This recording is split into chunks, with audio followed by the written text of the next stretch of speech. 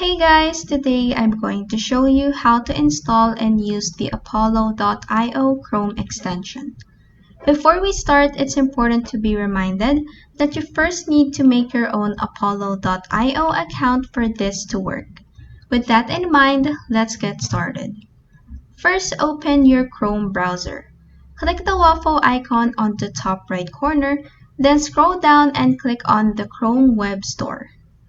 In the next page, click on this app right here. It must be made by Apollo.io themselves. Then click on Add to Chrome on the next page. This pop-up will show where you will click on Add Extension. After that, click on the puzzle icon at the top right corner. Click on the Apollo.io extension, and you will be prompted to log in your account. So just log in your Apollo.io account.